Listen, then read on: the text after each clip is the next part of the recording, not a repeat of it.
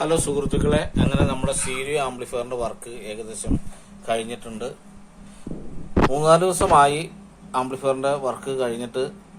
എന്നാൽ നമ്മുടെ phone complaint ആയതുകൊണ്ട് നമുക്ക് ഇതിൽ വീഡിയോ എടുക്കാൻ പറ്റാത്തതുകൊണ്ടാണ് ഇത്രയും താമസിച്ച് ഇത് എടുക്കേണ്ടി വന്നത്.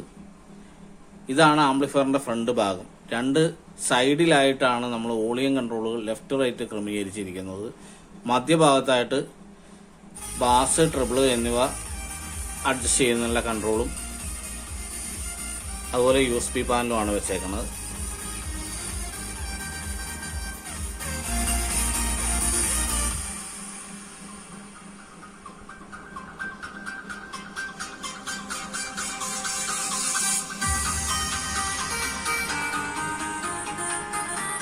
വളരെ സിമ്പിൾ ആയിട്ടുള്ള ഒരു ആംപ്ലിഫയർ ആണ്.